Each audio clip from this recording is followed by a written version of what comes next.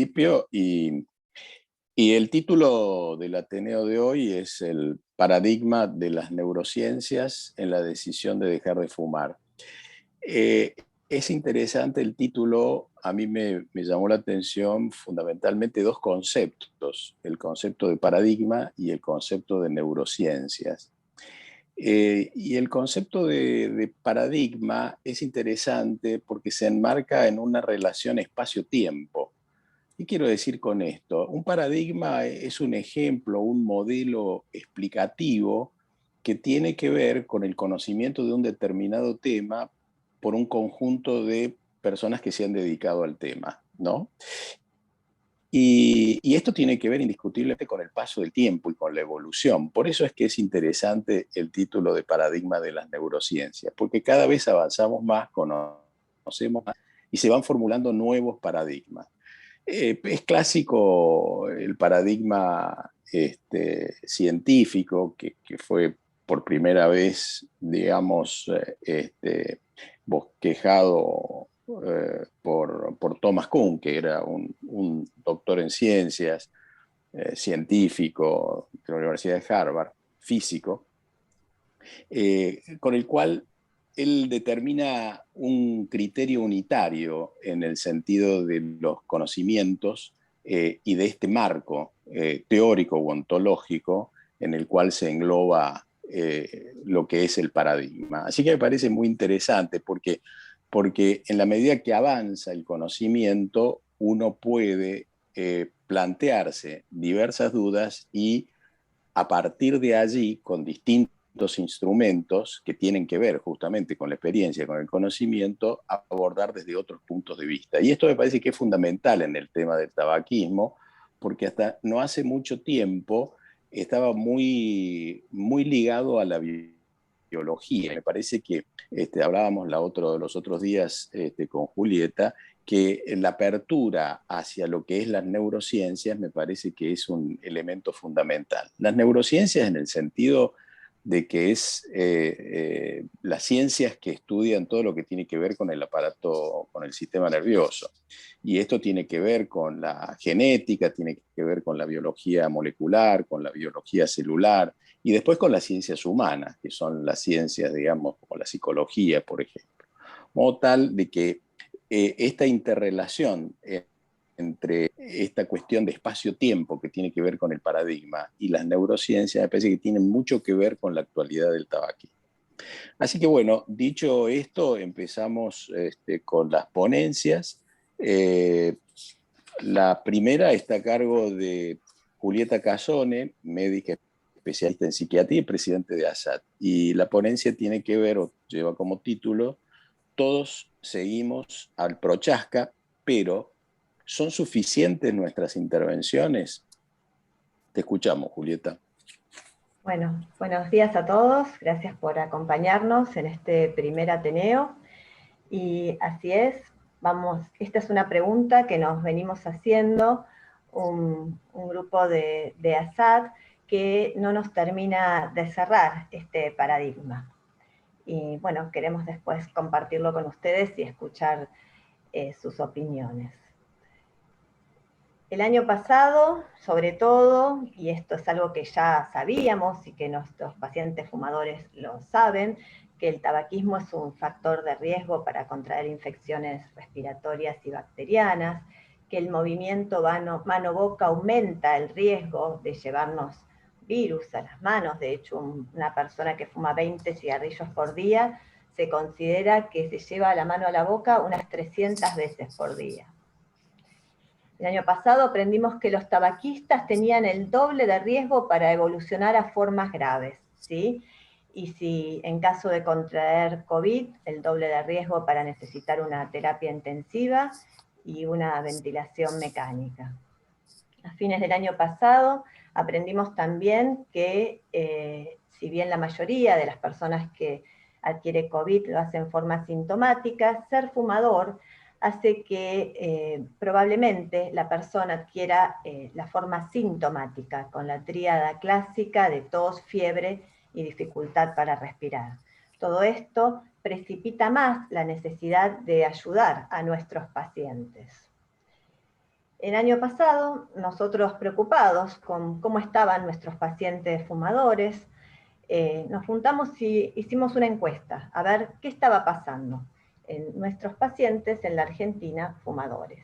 Hicimos una encuesta en abril-mayo de 1.745 personas participaron, la mayoría residentes en Argentina, predominantemente en AMBA y Santa Fe, con una mediana de 42 años y la mayoría, 72%, de sexo femenino. El 46% de la muestra nunca había fumado, así que nos quedamos con los 945 casos restantes de fumadores y exfumadores. De los 945, de los que ya no fumaban, la mayoría había dejado de fumar hacía más de un año, mientras que un 7% había dejado de fumar durante los meses de marzo y abril, y el 10% en el último año. De la historia de estos tabaquistas, para nuestra sorpresa, no fumadores actuales, 515 exfumadores, el 88% había dejado por su cuenta. Solo un 9,5% había consultado a profesionales y un 8,5% había recibido tratamiento farmacológico para dejar de fumar. La mayoría había dejado de fumar solo, sin ayuda. Dentro del tipo de consumo, la mayoría fumaba cigarrillo convencional. Y ante la pregunta si les preocupaba haber sido fumadores o ser fumador y contraer COVID, el 30% de los exfumadores manifestaba estar preocupado, versus un 70% de fumadores actuales que sí se encontraban preocupados. Por lo tanto, vimos que la preocupación se correlacionaba con las ganas de dejar de fumar. Me preocupa bastante, estaba correlacionado con las ganas de dejar. Tenemos entonces un grupo de personas preocupadas, tabaquistas, que quieren dejar de fumar y que a la hora de evaluar sus creencias, bueno, buenísimo, ¿cómo hacemos para dejar de fumar? Esta era la pregunta. Nos encontramos con que el 79% creía que dependía de su decisión, que era lo más efectivo, antes que el tratamiento cognitivo-conductual o la ayuda farmacológica. Entonces, 71% de nuestros fumadores quiere dejar, pero la mayoría cree que depende de su decisión y que solo puede hacerlo antes de la idea de pedir ayuda en un tratamiento especializado. Cuando evaluamos las comorbilidades previas, estas eran las comorbilidades de nuestra muestra, y vimos que ninguna de estas se relacionaba en forma significativa con las ganas de dejar de fumar. Padecer ninguna de estas enfermedades motivaba a la persona a intentar dejar de fumar. ¿Qué pasó en el mundo durante la pandemia? En el mismo momento, en marzo-abril del año pasado, los canadienses decían que esta era una oportunidad única, porque a esta pandemia respiratoria sensibiliza a todos nuestros tabaquistas, y que los fumadores, ya sabemos, ellos también, que tenían mayor riesgo de desarrollar COVID, que luego de la cesación las complicaciones graves disminuyen, y hoy tenemos este recurso que es la telemedicina. Hoy los tratamientos de cesación tabáquica pueden ser muy efectivos gracias a que podemos hacerlo desde este abordaje, como también las capacitaciones. Y algo que me parece muy importante para remarcar es que aquí empiezan a hablar de que los médicos deben aconsejar a sus pacientes que dejen de fumar inmediatamente.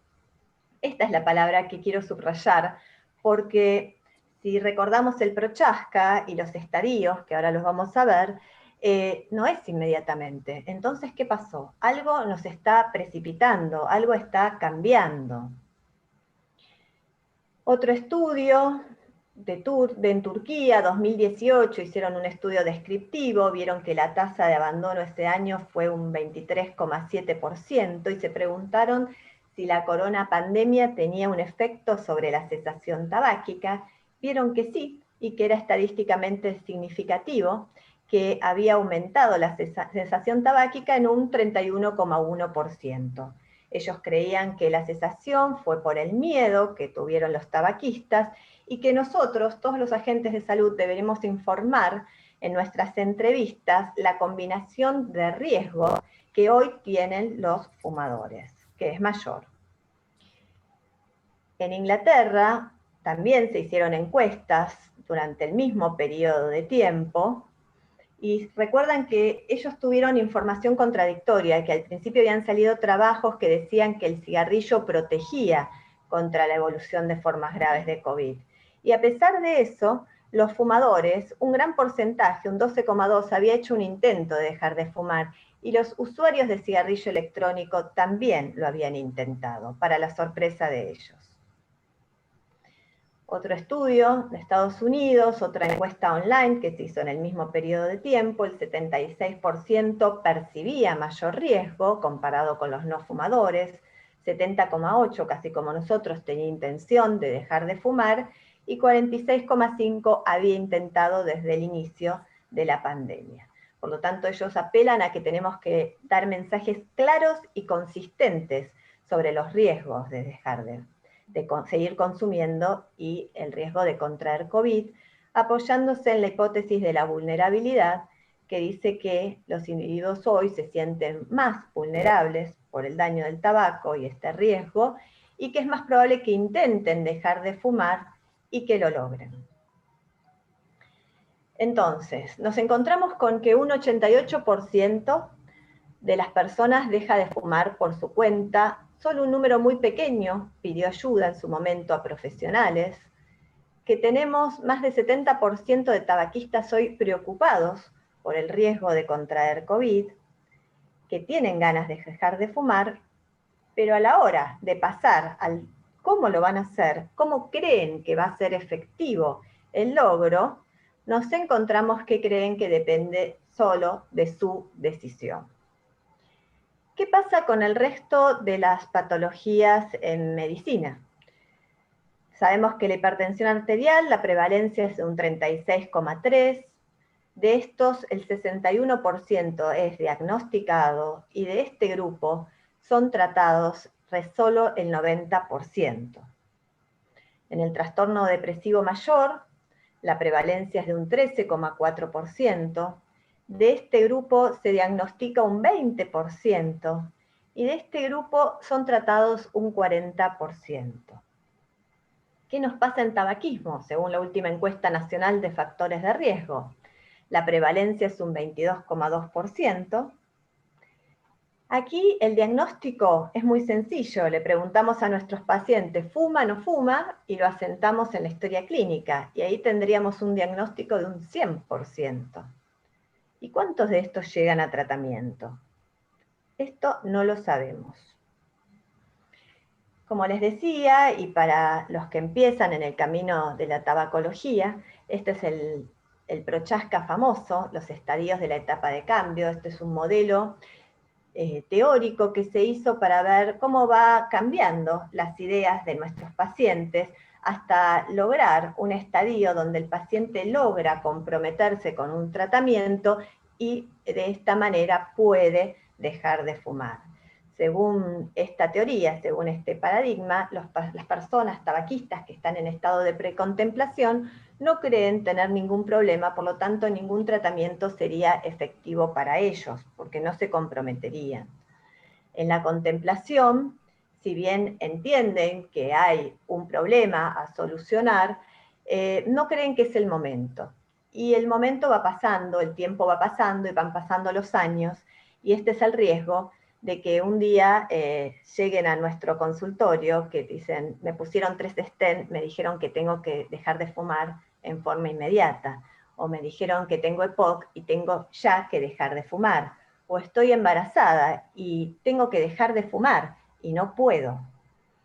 Entonces, desde este equipo venimos pensando la idea de si tenemos que esperar realmente a estos precontempladores y contempladores, si es suficiente con lo que indicarían las guías, que sería motivar, consejo breve y esperar que la persona se decida. Vimos que 7 de cada 10 quiere dejar de fumar, que 8 de cada 10 lo intentó, que 9 de cada 10 fumadores lo intentó solo, y 7 de cada 10 está muy preocupado. Entonces, ¿qué pasa? ¿Por qué llegan los pacientes tan tarde? Muchos pacientes consultaron en la pandemia porque se les hizo ego distónico. En psiquiatría usamos ego sintónico y ego distónico a las conductas que tienen que ver con que me molesta o no me molesta. Nosotros sabemos que los fumadores hacen todo fumando, aprendieron a hacer todo fumando y no les molesta para nada. De repente, las leyes de ambientes cerrados libres de humo hizo que mucha gente se diera cuenta que no puede estar sin fumar un rato y se la pasa todo el tiempo afuera, y eso hizo que muchos vinieran a pedir tratamiento. En la pandemia, muchos se dieron cuenta que eran adictos al tabaco y que se encontraron de repente haciendo fila en una estación de servicio a las 4 de la mañana comprando cualquier cigarrillo que no era el que ellos fumaban, con gaseosas y galletitas y pagando cualquier cosa. Y ahí les cayó la ficha. Entonces, la pregunta es, ¿este paciente que está esperando depende de sus ideas, de sus creencias, de su conocimiento? Y si creemos que este paciente tiene un daño en su corteza frontal, que nos va a explicar Florencia, nosotros lo miraríamos igual si creemos que tiene un daño con respecto a entender el tiempo y la inmediatez y su percepción de riesgo. ¿Cuánto influyen estas creencias limitantes que tiene él y cuánto influyen las creencias limitantes y cómo nosotros miramos a nuestros pacientes? Creemos que bueno, no es su momento o es su momento y nosotros podemos ayudar a hacer un cambio si los miramos desde otro lugar. Todas estas preguntas son las que queremos contestar y ayudar a armar un nuevo paradigma, quizás un poco ostentoso, pero la idea es que quizás nuestros pacientes sería bueno que salgan de nuestra consulta con un turno para empezar tratamiento. Muchas gracias. Bueno, gracias Julieta. Ahora vamos a escuchar a María Inés de la Iglesia. María Inés es profesora, licenciada en psicología, vicepresidenta segunda de ASAT y consultora del Programa Provincial de Control de Tabaco del Ministerio de Salud.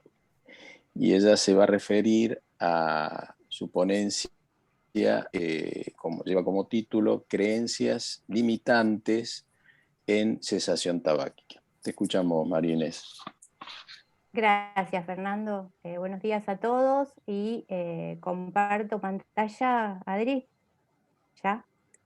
Sí, sí. Bien. Lo dejé para que puedan compartir sin problema. Ah, perfecto, perfecto. Ahí empezamos. Bueno, aquí estamos. Después de la excelente explicación que nos dio Julieta, vamos a hablar de las creencias limitantes. Vamos a hacer este recorte para referirnos a este tema, creencias limitantes en cesación tabáquica. Entonces, tenemos encuestas e investigaciones actuales, como la que recién comentó Julieta, que hicimos el año pasado en ASAT. Tenemos datos, que son datos actualizados, que nos da y nos muestra la realidad, en referencia a lo que está pasando y además en esta situación actual. Y se nos plantean preguntas. Muchas preguntas se nos plantean a partir de estos datos actualizados. Algunas, retomando, son la preocupación que tienen los fumadores más en pandemia, más en la situación actual. Las creencias de los fumadores que creen que van a dejar de fumar solo tomando la decisión y que lo van a hacer solos. Hay un gran porcentaje ahí que dice eso y que cree eso. ¿Con eso nos alcanza? Es la pregunta. ¿Por qué no consideran los tratamientos especializados estos pacientes? Sería otra. Y otra pregunta sería, ¿los abordajes actuales de la problemática a la toma de decisión están funcionando? La vida siempre nos plantea desafíos y en este caso la clínica nos está presentando desafíos. Y en este caso la situación de pandemia mundial nos está presentando desafíos. Entonces los invito a que nos cuestionemos, a que reflexionemos sobre lo que tenemos, que tomemos lo que nos sirve de eso y podemos fijarnos cómo nos actualizamos, qué nos funciona. Entonces, vamos a recortar el tema, en este caso a las creencias. Hay muchas variables en tabaquismo, pero aquí me voy a referir a las creencias. Básicamente, ¿qué es una creencia? Una creencia son ideas. La creencia tiene que ver con las ideas que generalizamos. En general, valga la redundancia, generalizamos y así formamos y estructuramos las creencias. Llegamos a conclusiones. Piensen en todo esto en todas las personas, no solo en los tabaquistas. Nos dan las creencias una base de interpretación de la realidad y a partir de eso actuamos. Las creencias nos dan un sentido positivo o un sentido negativo a las experiencias de la vida. Y también nos indican si nos provocan placer o nos provocan sufrimiento. Esto es como una generalidad de las creencias. ¿De dónde provienen las creencias? Bueno, en general provienen de nuestros ambientes, de nuestra infancia, de los contextos que nos rodeamos. De la información también, y esto es muy importante, proveniente de personas significativas, de las experiencias que tenemos en forma personal, de lo que imaginamos y también de las deducciones.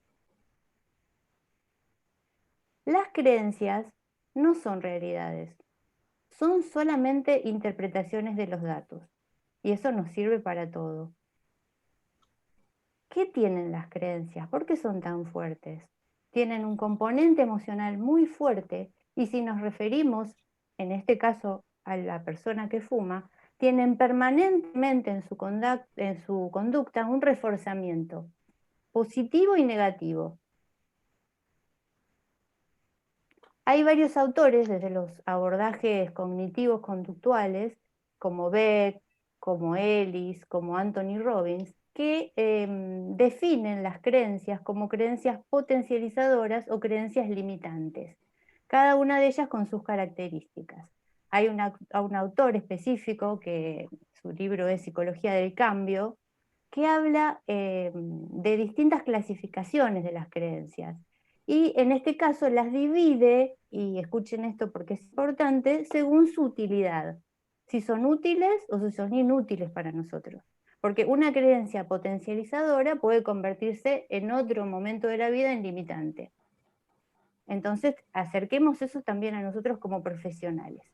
¿Qué nos permiten las creencias potencializadoras? Que es una palabra larga y a veces difícil de terminar de decir. Cumplir los objetivos que la persona se propone. Contienen muchas formas de hacernos sentir bien y pocas formas de hacernos sentir mal.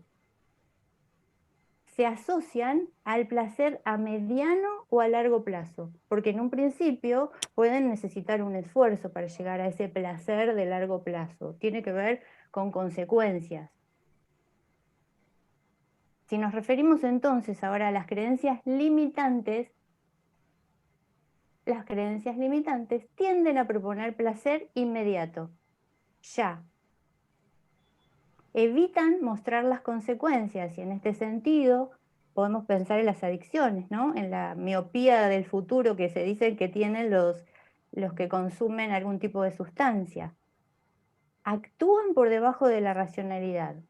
Muchos pacientes nos comunican cuando tienen ganas de fumar, cuando tienen que tomar la decisión de dejar de fumar, que entran en creencias irracionales, como por ejemplo, mi vecino tiene 90 años y fumó toda la vida y nunca se enfermó. Ellos comentan que tienen estas creencias irracionales, que no razonan de la misma manera en ese momento.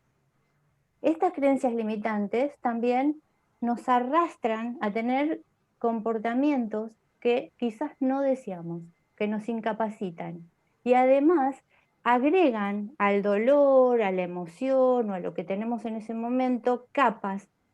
Y esas capas lo que hacen es producirnos más sufrimiento. Las creencias limitantes hacen que confundamos el mapa con el territorio. Las creencias limitantes forman el mapa. Imagínense el mapa de un paciente fumador y el territorio, ¿no? Hay toda una estructura armada ahí donde entramos a trabajar cuando trabajamos en esos vínculos del paciente con su cigarrillo, con lo que significa para él fumar. Entonces, no hay una sola creencia, hay muchas creencias, se arman sistemas de creencias. Entonces, ¿qué nos permiten estas creencias? ¿Qué nos aportan en la vida? Nos aportan certidumbres, nos hacen sentir más cómodos ahí, más cómodas, nos guían como brújulas. Y también todo ese sistema de creencias que se va elaborando en la vida dan un sentido de identidad. Cuando el paciente habla de él mismo, dice soy fumador. En general no dice tengo conductas de fumador, sino que habla de una identidad.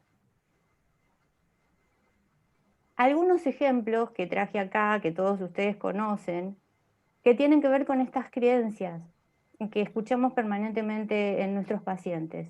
El cigarrillo me hace sentir más tranquila, como si estuviera acompañada, me hace sentir segura, ¿sí?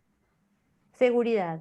Funciona como una creencia limitante de seguridad, funciona como un tapón emocional, como un escape a las situaciones de tensión, de depresión, de enojo, de tristeza, de desilusión. Y esto también funciona muy bien con nuestra cultura, porque nuestra cultura nos dice que tenemos que ser felices sin tener ningún tipo de malestar. Y entonces también creemos en eso. Para dejar de fumar, sabemos que es un proceso y que muchas veces trae malestar. Y esto es muy poco aceptado por los pacientes y por las personas en general que vivimos en estas culturas. Generalmente también se nombra como un escape al cansancio, un escape a la rutina de la tarea cotidiana. Cuando empieza a fumar una persona, en general lo hace por actos de imitación, para buscar, de esa manera cree que es aceptado, que pertenece a un grupo, en la adolescencia en general. Y también es como una búsqueda, la persona empieza a creer que ahí encuentra el placer y todas las sensaciones y aventuras que la vida no le provee. Entonces, podemos decir que las creencias son una forma de percibir el mundo que nos hacen un sesgo de nuestra atención, focalizamos siempre ahí, y junto con los valores son motores de nuestra motivación. Y eso nos guía a cómo tenemos que actuar y qué conductas llevamos a la acción. Y también es como que gobiernan nuestro cerebro. Entonces, hablamos mucho de las creencias de los fumadores, pero ¿conocemos las creencias que sostenemos los profesionales de salud en nuestras prácticas? Por ejemplo, traje unas pequeñas viñetas. ¿Qué preguntamos y qué consignamos en general en las historias clínicas? ¿Fumás? Sí. ¿Qué hacemos después? ¿Qué decimos? ¿Qué creemos que tenemos que hacer? ¿Cómo intervenir? Y si no está decidido dejar de fumar, ¿qué creemos que tenemos que hacer? Y acá también nos repetimos mucho a lo que contó Julieta. Entonces, caso clínico 1. Paciente, 50 años, consulta por presentar fiebre, tos, sensación de falta de aire. Bueno, en este momento enseguida pensamos en COVID. Pero el médico, por ejemplo, diagnostica una bronquitis y da un tratamiento. ¿Cuál es la pregunta olvidada? Pasa muchas veces. Caso clínico 2. Una paciente de 30 años consulta para su control ginecológico. Su doctora, por todos sus síntomas ginecológicos, luego de examinarla, le solicita un PAP, una colposcopía y demás. ¿Cuál es la pregunta olvidada? Sobre todo teniendo en cuenta todos los daños que puede causar el cigarrillo y el tabaquismo en las mujeres. Ahí perdimos otra posibilidad de intervención. Pero si viene un paciente, por ejemplo, de 50 años con EPOC, que hizo muchos tratamientos para dejar de fumar, pero quiere hacer un nuevo intento, consulta a la psiquiatra. Su psiquiatra cree que por su diagnóstico, en este caso un trastorno de personalidad, nunca podrá dejar. ¿Sí? Podemos reflexionar ahí, ¿no? Caso clínico 4, y es el último, pero son todos para que reflexionemos. Ejemplos.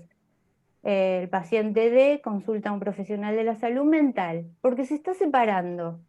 Qué momento de desafío. Describe sus estados de ansiedad permanente y que también cada vez fuma más. Está muy preocupado por esto, y más en pandemia, pero cree que no está decidido. La psicóloga le responde, no es el momento de dejar de fumar. Y entonces se invisibiliza esta situación en ese espacio de terapia. Bien, ¿cuáles son las creencias limitantes sostenidas por la sociedad que comparten los fumadores? ¿Y cuáles son las creencias que limitan nuestras prácticas? Sabemos que las personas comienzan a fumar habitualmente en lo social y que esto se acentúa en una dependencia en lo neurobiológico. Entonces, las creencias que adquirimos y transmitimos los agentes de salud a través de todo esto que estamos diciendo, ¿condicionan nuestras miradas y nuestras prácticas en este tema? Quizás reflexionar acerca de ellas puede ampliar el alcance de nuestras intervenciones, ¿sí? Entonces podemos como concluir que no solo el consumo del tabaco, sino también la aceptación social está sostenida por todas las creencias culturales y que la toma de decisión, que es el ingreso al tratamiento, podría ser favorecida por un acompañamiento profesional que podamos actualizar y sumar. En este caso vamos a tener el aporte de las neurociencias. Así que hasta aquí estas reflexiones, les agradezco mucho y espero que juntos reflexionemos sobre estos desafíos que nos está acercando nuestra nueva situación de vida y de clínica. Gracias. Bueno, nuevos paradigmas. Nuevos Gracias, paradigmas. María. Nuevos paradigmas. Gracias, María Inés. Bueno, ahora nos va a hablar la doctora Florencia Clarence. Ella es doctora en psicología, neuropsicóloga y trabaja en el servicio de neurología cognitiva en FLENI. Y se va a referir a por qué le tenemos que prestar nuestro lóbulo frontal a los pacientes. Florencia. Bueno, hola a todos. Bueno, voy a empezar hablando un poquito, ya con el título voy a orientar hacia dónde va la charla, bien neuropsicológica y neurocognitiva, y un poquito para ilustrar también de esto que nos planteamos, hoy, de por qué la gente continúa fumando a pesar también de estas consecuencias negativas, más allá de las creencias limitantes de las que habló Inés y bueno, de los riesgos, ¿no? Y esto, obviamente que es común a todo el modelo de adicciones, no solamente los tabaquistas, pero lo que vemos en los tabaquistas es que, nosotros como profesionales le estamos dando la posibilidad de que la decisión recaiga en ellos, ¿sí? Sí es verdad, que la nicotina, yo pensaba el otro día, tiene varias ventajas, ¿sí? Por ejemplo, no nos produce esta neblina cognitiva que puede producir otras drogas. Podemos fumar a lo largo de todo el día, lo cual tiene que ver con una aceptación social, pero también con un refuerzo continuo de este hábito a lo largo de todo el día. Piensen que se puede estar reforzando unas 20 veces el hábito de fumar. No nos van a echar el trabajo por fumar, ¿sí? Por ahí, si vamos drogados con otras sustancias o alcoholizados, puede ser que nos echen del trabajo. Y lo que sucede en el cuarto característica de también los tabaquistas es que no se ven de alguna forma las consecuencias negativas de forma inmediata. Quizás alguien con un trastorno de abuso de sustancias con el alcohol o de otras drogas puede perder como vínculos sociales o vínculos laborales de forma inmediata y hay como además de lo que voy a hablar también de la incapacidad de integrar las consecuencias futuras, como una creencia de que las consecuencias negativas del tabaco no se deben de forma inmediata, ¿sí? Sí, volviendo a la pregunta anterior, muchos científicos, sobre todo en las neurociencias, concluyeron que hay dos características principales, ¿sí?, en los tabaquistas, y también en otros modelos de tomas de adicciones, ¿sí? Una es la insensibilidad a las consecuencias futuras, ¿sí? Y otro es una alteración en el proceso de toma de decisiones. Bien, esto es lo que investigaron mucho dos autores, que son Antonio Damasio y Becara, que son dos pioneros en el campo de la toma de decisiones, y ellos veían esto también, la alteración de toma de decisiones, en pacientes con daños en la corteza prefrontal, en el córtex orbitofrontal y ventromedial, ¿sí? Ellos incluso arman todo un modelo de alteración de toma de decisiones en pacientes con abuso de sustancias, y ven que hay quizás dos cosas que comparten los pacientes lesionados frontales y los pacientes con adicciones, ¿sí? Son la dificultad en el juicio, la dificultad en la toma de decisiones, la tendencia a elegir una recompensa inmediata, ¿sí? Una tendencia a ignorar estas consecuencias negativas, ¿sí? Que ellos terminan hablando de esta miopía del futuro, ¿sí? Esta tendencia a elegir recompensas inmediatas y no poder como integrar estas consecuencias futuras con sus actos, ¿bien? Yo creo que también agregaría que también hay como un clásico optimismo del futuro, ¿no? Esta cosa de a mí no me va a pasar, como estuvimos, como dijeron antes.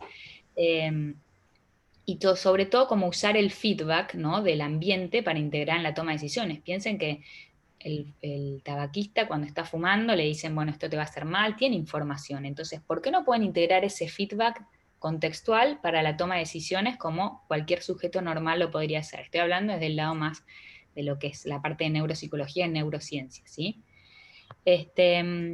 Y un poquito, bueno, Antonio Damasio lo explica dentro de lo que es la teoría del marcador somático, ¿sí?, que es bastante compleja, pero para mencionar algunas cuestiones, para entender la alteración en la toma de decisiones, ¿sí?, ellos estudian un test que se llama el Iowa Gambling Test, eso lo utilizan en los pacientes lesionados frontales, y investigan, bueno, en este test hay dos mazos que siempre van a arrojar ganancias más seguras, ¿sí?, a lo largo del tiempo, y dos mazos cuando uno elige que van a arrojar como respuestas más riesgosas, ¿no?, pero van a darme más ganancias, ¿bien?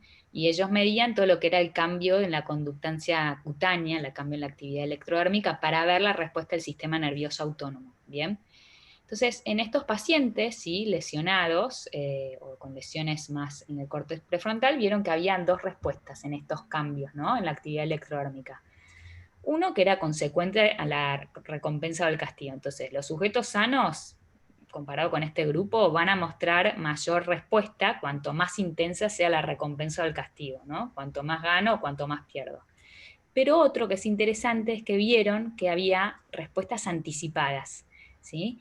Entonces, que había como cierta información que daba el sistema nervioso autónomo basado en la elección de las cartas que anticipaban a la decisión, ¿no? Como esto algunos autores lo han hablado como estas corazonadas. Bueno, no son corazonadas, eso es un marcador somático, pero vieron esto. Y los pacientes lesionados no la tenían estas respuestas del sistema nervioso anticipadas, ¿bien? Y esto es justamente lo que vieron también cuando investigaron a los pacientes con trastornos de abuso de sustancias y los pacientes tabaquistas, ¿sí?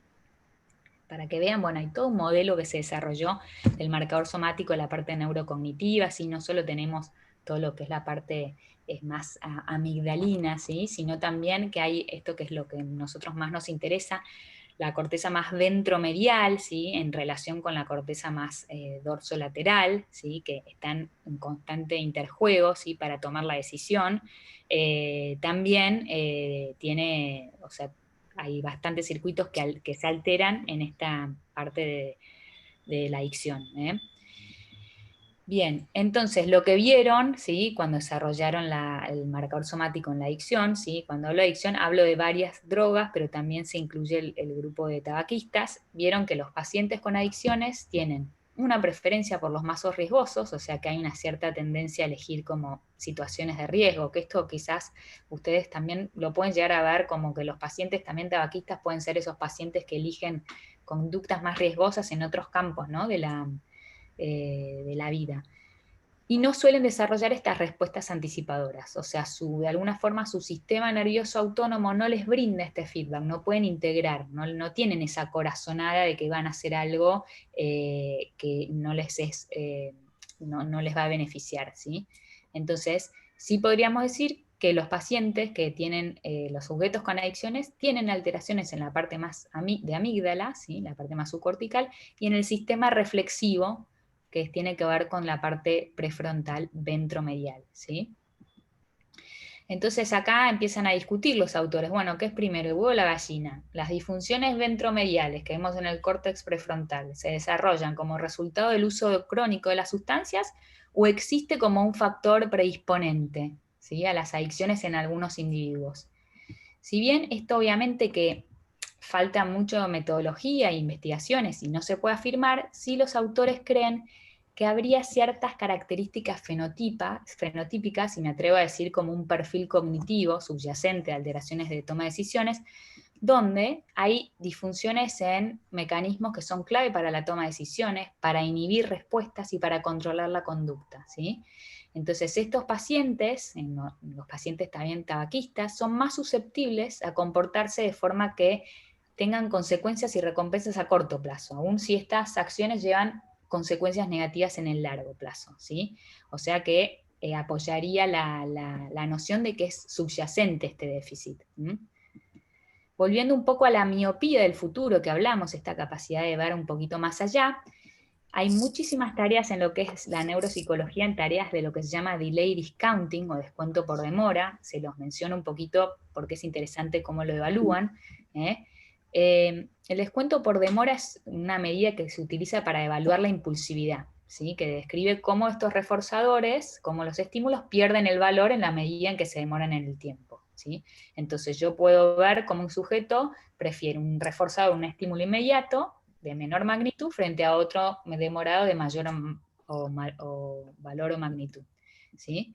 Esto lo podemos ver cuando vemos un chiquito que quiere las galletitas ahora y no sabe esperar que cuando le decimos, bueno, después de comer te doy 2, no, las quiero ahora. Bueno, esto es un modelo donde se utiliza el delay discounting. En la población adulta se utiliza siempre paradigmas para recompensas monetarias, ¿sí? Donde tiene que ver mucho la duración del delay, en cuanto voy a evaluar el tiempo, y la cantidad de dinero. Si yo les pregunto, ¿ustedes prefieren 1.000 o 2.000 ahora? Obviamente que van a preferir 2.000, pero si yo les digo, bueno, les doy 2.000 en 10 días, este reforzador va a perder el valor, ¿sí? En 20 días va a perder todavía más el valor. Entonces, tiene que ver con el tiempo. Y este paradigma de delay discounting, ¿sí? Lo utilizan muchísimo en poblaciones de tabaquistas, sobre todo también para evaluar la toma de decisiones. Y ven también que prefieren estos reforzadores, no solamente prefieren el tabaco como droga inmediata, sino que todos estos reforzadores también monetarios van a siempre preferir los tabaquistas algo inmediato de menor magnitud ante algo de mayor magnitud. ¿Sí? También estudian también si esto puede predecir la intención de dejar de fumar, hay otros predictores también en la recaída. Bien, así que este es un paradigma que se está también abriendo en el campo de lo que es las neurociencias para investigar esta miopía del futuro, esta incapacidad de integrar las consecuencias también futuras, ¿sí? Las conclusiones de todos estos papers es que los tabaquistas siempre van a preferir recompensas inmediatas pequeñas antes que recompensas futuras grandes, no solo en la cuestión del tabaco, sino en otras cuestiones también de preferencias de otros reforzadores. Entonces, un poquito hablando del córtex prefrontal, ¿sí? Vemos que estos autores, en lo que es la alteración de toma de decisiones, van a hablar van a comparar la población de tabaquistas con lesiones en el córtex ventromedial y orbitofrontal, pero en la parte más ejecutiva, que es lo dorsolateral, ¿sí? También está descrito algunas alteraciones, que voy a mencionar dos.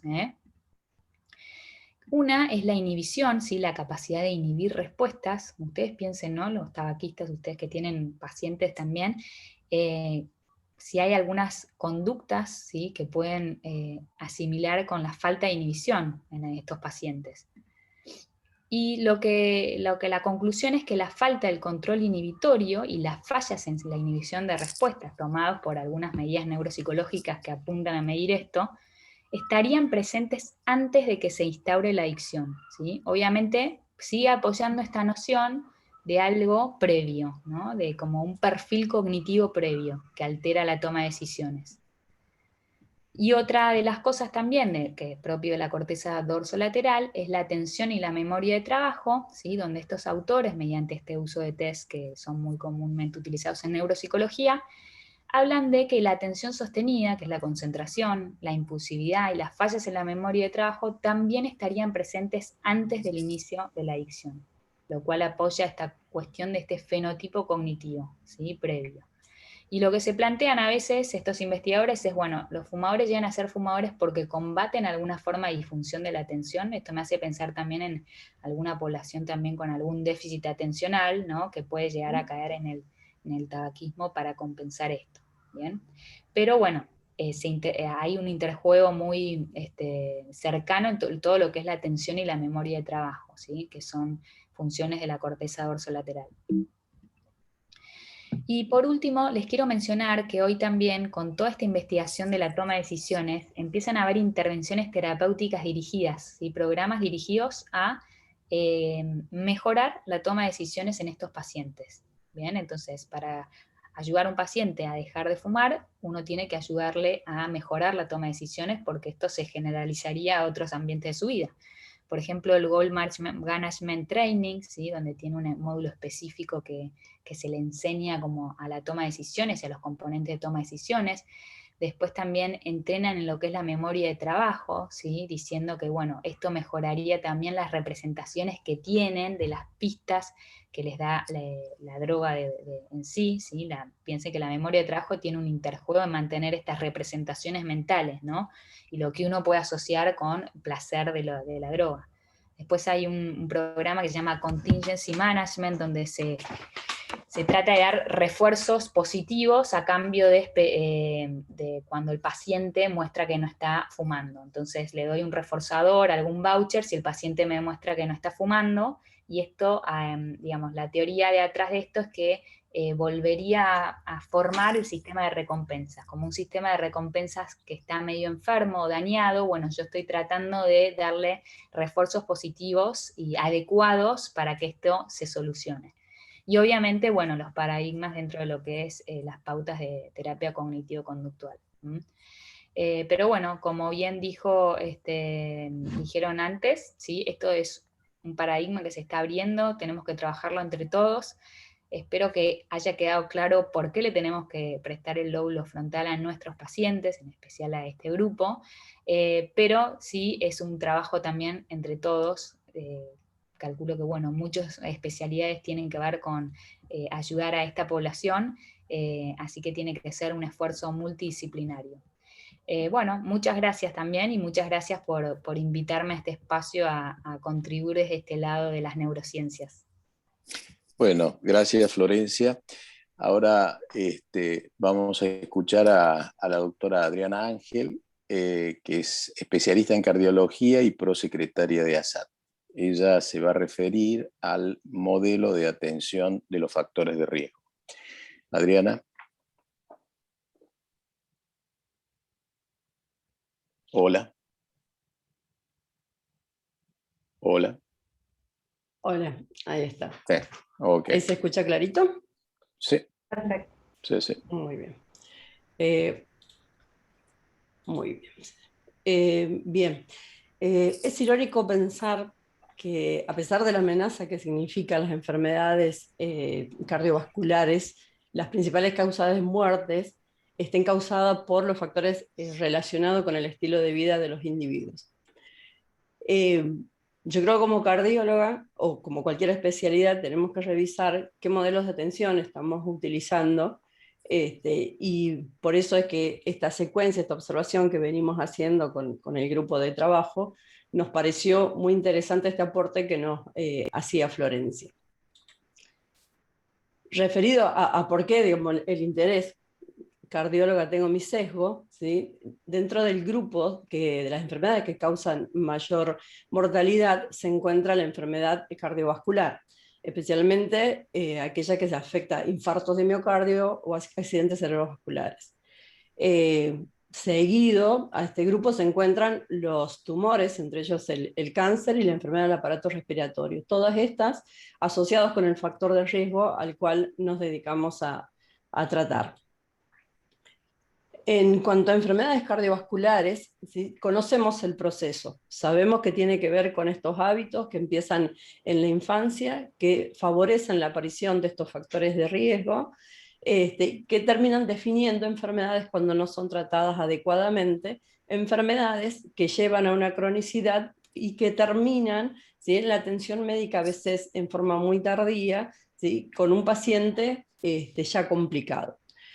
Esto nos obliga a hacer un cálculo de riesgo con mucho tiempo de anticipación, que creo que es lo que nos está faltando. Creo que estamos llegando ya al momento donde la enfermedad está definida. Nuestro objetivo entonces es reducir el riesgo de muertes prematuras, ¿sí?, por causa de enfermedades no transmitibles. Por suerte, no solo es nuestro objetivo, en el 2011 Naciones Unidas fijaron un objetivo para alcanzar en el año 2025, que es tratar de reducir todas estas enfermedades en un 25%. Para eso generaron un mapa de rutas donde pusieron metas específicas e invitaron a todos los países a participar de este proyecto. La primera meta es esta, ¿no? Reducir un 25% la mortalidad por las enfermedades no transmisibles, dentro de las cuales se encuentran las cardiovasculares, el cáncer, la diabetes y las enfermedades respiratorias crónicas. Para ello propone reducir por lo menos un 10% la ingesta de alcohol, reducir un 10% la inactividad física, reducir la ingesta de sodio por lo menos en un 30%, reducir un 30% el consumo de tabaco, sobre todo en las personas de 15 años o más, reducir un 25% la presión arterial, y en diabetes lo que pide es que no aumente, por lo menos. O sea, con eso sería un factor logrado. Para ello deberíamos de basarnos estrictamente o directamente en los tratamientos farmacológicos, en el asesoramiento que podamos realizar a nuestros pacientes, y que esto llegue por lo menos al 50% de los pacientes que consideramos que tienen ese riesgo. Deberíamos de poder disponer de tecnologías y de farmacología que fueran accesibles para nuestros pacientes. Con lo cual nos pinta ya un cuadro que no solamente nos pide a nosotros participar como profesionales, sino que también estamos hablando de una política de salud. Bueno, ¿qué pasó? Esto fue en el 2011, nosotros en el 2018 se terminó la cuarta encuesta nacional de factores de riesgo, donde se pregunta en forma aleatoria a la población acerca de sus conductas y de sus hábitos. A esta edición se le agregó no solamente el autorreporte, sino también algunas mediciones de tipo biológicas. Con lo cual, los datos son mucho más interesantes. Como podemos ver acá, ¿sí?, en el primer grupo de columnas, donde hablamos de las diabetes, y en forma comparativa con las diferentes barras, de los diferentes años en que se viene repitiendo esta encuesta, desde el 2005 hasta el 2019, vemos que en el grupo diabetes hubo un crecimiento de un 3% con respecto a la encuesta del 2013, que podemos tomar, digamos, como base, posterior a que sale este pedido de la Organización Mundial de la Salud. ¿Qué es lo que vemos? Por autorreporte, casi el 13% piensa que es diabético.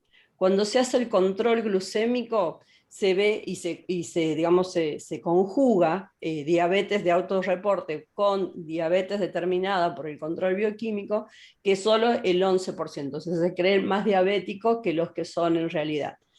No deja de, o sea, seguimos con valores altos y subió un 1% si queremos respecto al anterior, pero no deja de ser un alivio de que haya menos en las comprobaciones biológicas. En cuanto al colesterol elevado, si bien la curva parece mantenerse bastante estable, cuando se hace el control biológico, ¿sí?, vemos que ese 29% sube a un 39,5%. Casi un 10% más de todos los pacientes que refieren ser, que tener el colesterol, digamos, normal, tendrían el colesterol elevado.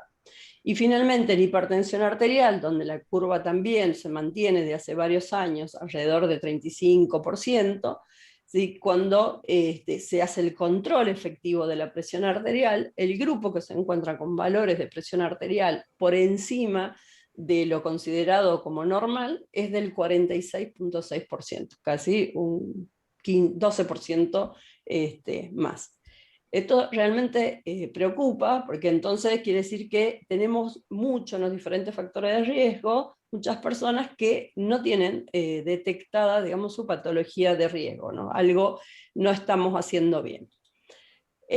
Si bien existen algoritmos para todo, o sea, tenemos algoritmos para diabetes, para hipertensión, para dislipemia, qué es lo que uno debe hacer, y que están muy bien estratificados, ¿no? Desde el inicio del diagnóstico de la patología, evaluar la severidad, saber cuáles son sus comorbilidades o factores de riesgo asociados, determinar si es que hay o no daño de órgano blanco. Esto nos permite evaluar un riesgo global, porque nos determina una mirada diferente sobre el paciente para ser más agresivos con aquel que tenga un mayor riesgo cardiovascular. Inmediatamente nos invita al tratamiento inmediato. ¿Y qué pasa con, por ejemplo, la hipertensión arterial, que es uno de los factores de riesgo donde vemos mayor cantidad de pacientes?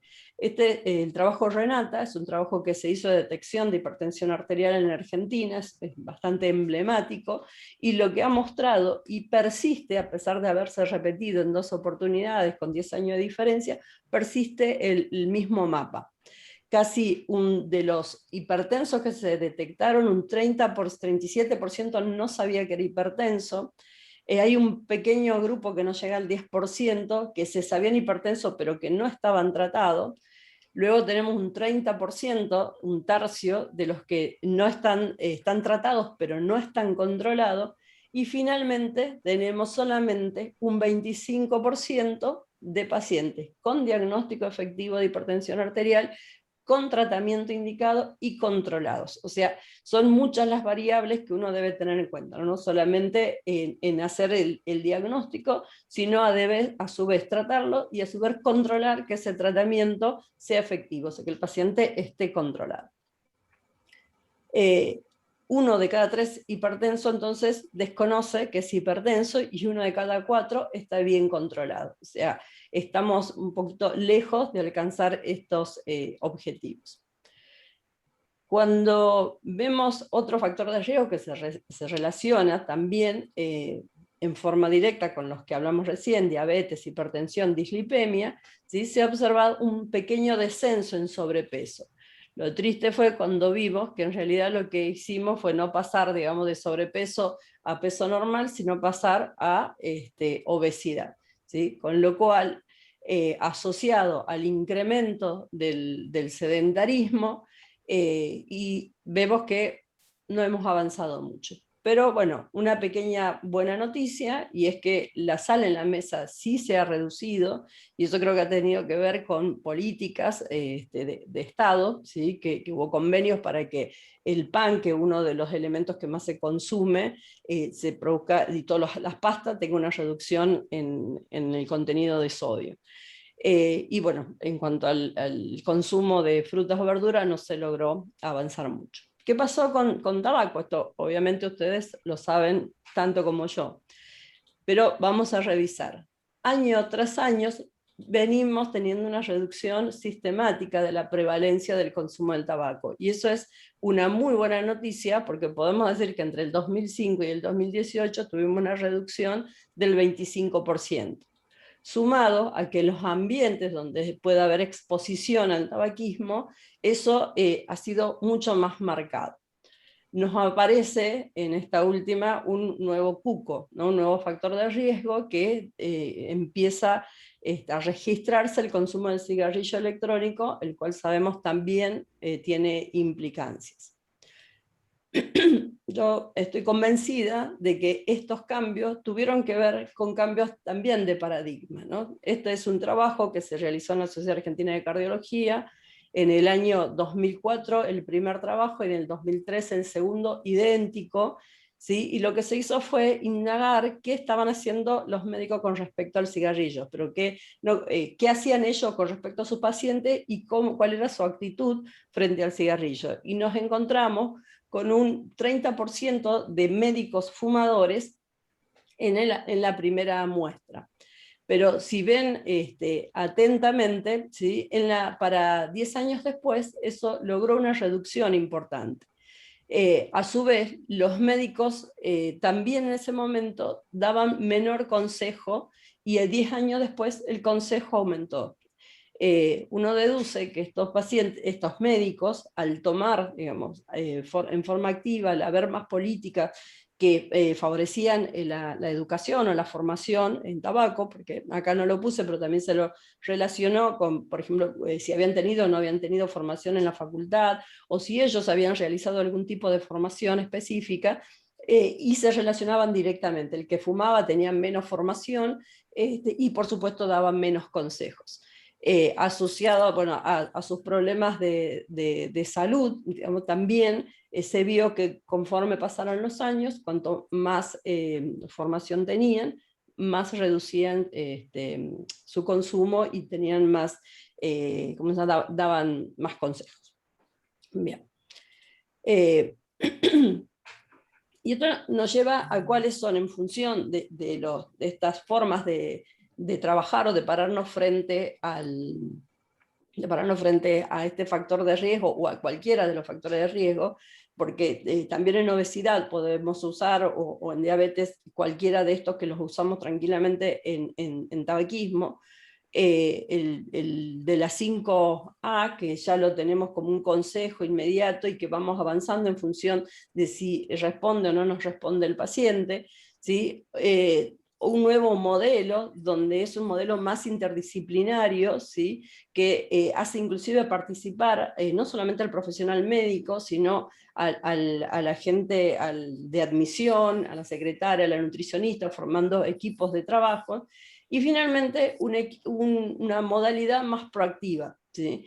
Que es más común en diabetes, en hipertensión arterial, como les decía antes. Sin embargo, lo que veíamos es que si uno compara la cuarta encuesta, digamos, de factores de riesgo, es como que hemos tenido mejores resultados en tabaquismo que en hipertensión y diabetes. Pero bueno, creo que es bastante complejo esto, por lo cual nos lleva a que nosotros tenemos, o sea, nuestro paradigma era que ayudarlo a los pacientes a dejar de fumar era nuestra responsabilidad de los profesionales, y que la decisión estaba en manos del paciente. Yo creo que después de lo que venimos evaluando y bueno, leyendo con estos aportes de Florencia, tal vez eso deba cambiar. Y esa, digamos, sospecha empezó también por acá. En el año 2019, cuando las sociedades se reunieron y hicieron las nuevas guías de prevención, tuvieron en cuenta los resultados del estudio PURE, en donde se empezó a ver que los países en desarrollo iban a evolucionar a largo plazo hacia el cáncer, o sea, probablemente superen a futuro el cáncer a la enfermedad cardiovascular. Pero que si en este momento empezamos a trabajar sobre los factores de riesgo, podríamos disminuir esto en un 70%, o sea, la enfermedad cardiovascular en un 70%. Si se lograra reducir en un 50% que los pacientes, si lograra que los pacientes dejaran de fumar, podríamos reducir la mortalidad a un 50%. un 30% si bajamos el colesterol y un 25% si logramos reducir la presión arterial. O sea, los números son cada vez más contundentes y nos empujan a ser mucho más activos y de forma más inmediata. Entonces, nos proponen directamente ir hacia la acción en forma directa, ¿no? O sea, como por ejemplo la aspirina, que tiene sus dudas, que esto sí, que esto no se ha discutido mucho tiempo, se puede utilizar en los pacientes que son de alto riesgo, ¿sí? Porque tiene algunas contraindicaciones. No se puede usar en todos los pacientes, pero se debe usar en los que tienen alto riesgo. El colesterol, realizar tratamiento farmacológico, el tabaco, fíjense que acá lo ponen farmacología, farmacoterapia y intervenciones conductuales en forma directa, y no proponen solo consejo médico como en su momento y después se evaluaba lo otro, ¿sí? Bueno, control de la dieta, control de la presión arterial, o sea, todo lo que venimos hablando, pero en forma más intensa y con mejor seguimiento. Y bueno, y nos encontramos luego con la pandemia, donde pensamos que podría ser un gran motivador, ¿sí? Por el riesgo y por lo que mostró Julieta, de lo que los pacientes saben, que podrían tener más riesgo de ser fumadores, de tener enfermedades cardíacas, y que eso les podría dar mayor mortalidad. Sin embargo, no pasa eso, aún en estas circunstancias, donde podrían estar motivados, el paciente decide. O sea, yo creo que todo lo que venimos haciendo no nos alcanza, y tal vez la respuesta está en esto que le falta, digo, no solamente al paciente, donde nosotros debemos trabajar, sino también nosotros incentivarnos más para poder lograr alcanzar a nuestro paciente que se nos va. La idea de un modelo proactivo tiene como objetivo conseguir un cambio en la mentalidad del paciente y del profesional, ¿sí? ¿Por qué? Porque pasar, digamos, de la reacción a la proactividad no es fácil, ¿sí? Entonces uno tiene que estar convencido, o la base debe ser la prevención. La prevención y por supuesto toda la información y la educación que se necesite para tener las herramientas para poder dar ese empujón cultural que necesitamos, ya que tenemos que dedicarnos más a lo que es educación de los pacientes en salud, ¿sí? Aprovechando las nuevas tecnologías, que la pandemia creo que nos dejó a todos mucho más capacitados en ese sentido, y nos va a dejar, y a través de estos medios aprovecharlos para fomentar los hábitos de vida saludable y de ofrecer talleres, clases y todo lo que se necesite para inclusive llegar antes de que el factor de riesgo esté establecido en sí mismo, o sea, cuando todavía es un hábito que está empezando. Este modelo proactivo cree que la consecuencia inmediata de este tipo de gestión se va a ver como mejores resultados en los parámetros de control de la enfermedad. Esto nos obliga a adaptarnos a una nueva forma de pacientes, una forma de trabajo, porque nos vamos a encontrar con poblaciones que son cada vez mayores, que es lo que nos está ocurriendo a todos, donde son pacientes más complejas, clínicamente hablando, que a su vez están más informados y que tienen acceso, y que eso le da, si no tienen manejo de la información, la creencia de poder manejarlo por sí mismo. Y son pacientes que necesitamos empoderarlos, ¿sí? Entonces, por eso, si bien persiste la necesidad de que ayudarlo a dejar de fumar es responsabilidad de los médicos, tal vez la decisión, ¿sí? no sea solamente del paciente, ¿sí?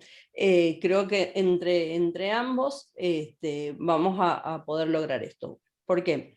Un ciudadano implicado en su enfermedad, responsable de su salud, ¿sí? Nos va a dar mayor garantía de cuidado y sobre todo de adherencia al tratamiento, que es lo que se desprende de todo esto, porque las pautas están, las guías están, las indicaciones están, ¿sí? Nos está faltando contar con la otra parte y con una metodología que haga más fácil poder acercarnos y lograr nuestros objetivos. que estamos avalados por la OMS en ese sentido, ya que ellos dicen que si los objetivos para los factores de riesgo como presión arterial, consumo de tabaco, diabetes y obesidad son tratados con agresividad, ¿sí?, se alcanzarán metas, ¿sí?, para la disminución de la mortalidad prematura del 25% para el año 2025. Creo que todavía tenemos mucha tarea por hacer. Gracias. Bueno, muchas gracias, Adriana. No sé si hay alguna pregunta de la gente que estuvo siguiendo el Ateneo. Vos, Adriana, que tenés más experiencia en la tecnología. No, preguntas no hay, no sé si... Bueno, yo sí tengo algunas cosas que había estado apuntando mientras los escuchaba. Por una parte, esto que vos decías, Adriana, creo que tiene que ver, hiciste referencia en un primer tiempo al estudio Tamara, ¿no? Que había hecho Horacio Silverstein hace muchos años. Y qué bueno esto del cambio de posición de los profesionales, que eso se enanca un poco con lo que decía María Inés con respecto a cuáles son nuestras creencias como médicos frente a los pacientes fumadores. Y bueno, y vemos que con el correr del tiempo y del trabajo incesante, diría yo, que se ha hecho con respecto a esto desde distintas entidades científicas y públicas, como los ministerios, etcétera, etcétera, se va transformando la conciencia del médico en el abordaje, y no solamente en el abordaje, sino en la incitación de los pacientes para dejar de fumar. Y esto va de la mano de esta prevalencia que ha bajado, digamos, del 40% que teníamos por los finales de los 90, principios del 2000, a lo que es hoy, ¿no? Que es un 22%. Nosotros partíamos de un 40 y pico por ciento por los años 80, 90. Así que desde ese punto de vista me parece sumamente interesante. Ahora, yo tenía algunas inquietudes con respecto justamente a esto del paradigma, porque claro, Julieta había mencionado el tratamiento farmacológico y el tratamiento cognitivo-conductual para la cesación de tabaco, y esto también fue mencionado por Marinés, bueno, por todos, incluso por vos también, Adriana. Ahora, lo que decía Florencia con respecto, me pareció muy bueno esto de la miopía del futuro, ¿no? Claro, yo me preguntaba, bueno, está bien, pero lo cierto es que la mayor parte quiere dejar de fumar, la mayor parte intenta dejar de fumar y la mayor parte no lo logra. Con lo cual, esto de la miopía del futuro en este tipo de pacientes, en este tipo de sujetos, ¿se podría también adjudicar? Digo, porque la mayor parte quiere, ¿no? Y con respecto a la cuestión inhibitoria que hablaba también Florencia, por lesiones en el lóbulo frontal, bueno, también la inhibición tiene que ver en algún punto con la angustia que genera el hecho de hacer o de pasar de uno a otro acto, de un lugar a otro lugar, ¿no? Esto está muy abordado en algunas tesis, sobre todo hay todo un capítulo en Freud que habla sobre inhibición, síntoma y angustia, que después por ahí Marta podría incluso hablar un poquito sobre eso. Digo esto porque me parece que y una vez más, hablando de los paradigmas, me parece que el psicoanálisis, que no ha sido abordado y que en realidad tiene poco auge en el tratamiento del tabaquismo, podría ser también un elemento interesante para el aporte, no solamente de los tratamientos, sino de las decisiones. Esto que hablaba también Julieta, que hacía referencia, ¿no?, a la decisión. Y también a lo que hablaba María Inés con respecto a las creencias, porque María Inés decía, bueno, las creencias no son realidades, y es cierto que no son realidades, pero no son realidades fácticas muchas veces, porque están de alguna manera influenciadas, han creado fantasmas, digamos, a partir de lo que ella mencionaba como sujetos, lo mencionaste como sujetos, ahí se me fue la palabra, ¿cómo lo habías mencionado vos, Inés? Significativos, como personas significativas, que son personajes de nuestra historia, padre, madre, abuelos, tíos, educadores, compañeros, etcétera, que de alguna manera han favorecido estas creencias, que una vez más no son realidades fácticas, pero sí son realidades psíquicas. Y entonces uno se podría preguntar, bueno, pero ¿qué pesa más en la conducta del sujeto? ¿Una realidad fáctica o una realidad psíquica? Y acá uno tendría que empezar a hablar probablemente de deconstrucción, aquella la tesis famosa de Derrida, ¿no? El filósofo de la deconstrucción, en donde tomaba elementos o creencias, para hablar justamente de lo que hablaba Inés, y producía o se empezaba a cuestionar de tal manera que uno llegaba a deconstruir eso, esa realidad psíquica o esa creencia, ¿no? Que tiene que ver con un poco también con lo que hacía ya en la historia, lo que hacía Sócrates, ¿no?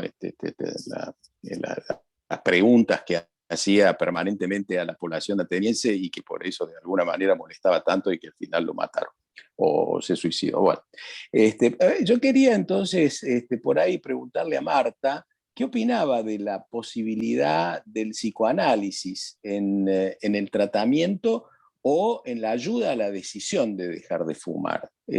Marta. Sí. Bueno, yo como psicoanalista obviamente estoy de acuerdo con esto, que es la posición que uno tiene cuando escucha qué es lo que dice el paciente cuando hace referencia a sus decisiones.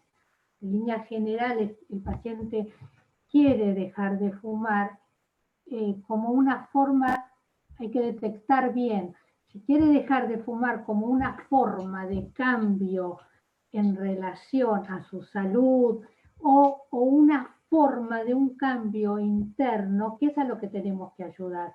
¿Qué es lo que significa? ¿Qué lugar ocupa el cigarrillo en la vida de este paciente?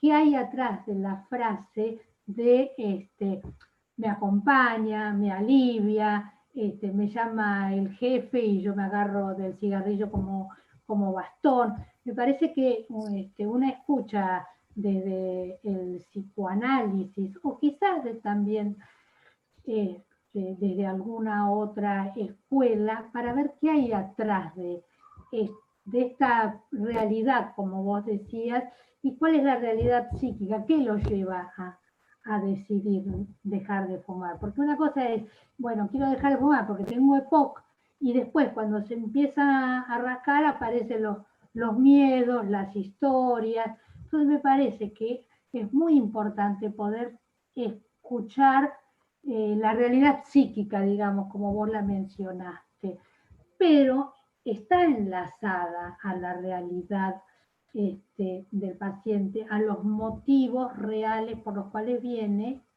y tenemos que buscar qué es lo que hay escondido atrás de eso. Y en ese sentido, me parece que el psicoanálisis ayuda. Claro, no, a mí me parece también, absolutamente.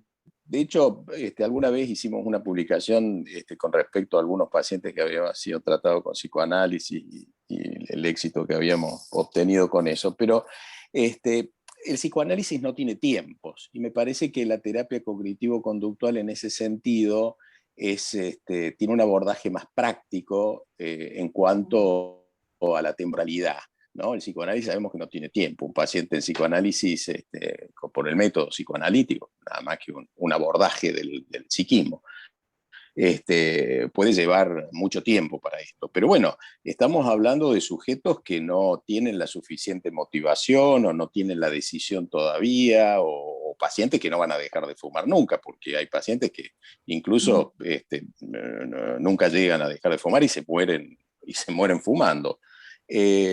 Con lo cual, es cierto que el psicoanálisis podría ocupar algún rol en esto, e introducirlo como dentro del paradigma actual, ¿no? Por eso hablaba yo de espacio-tiempo con respecto a esto. Sí, a mí me parece que quiero decir algo.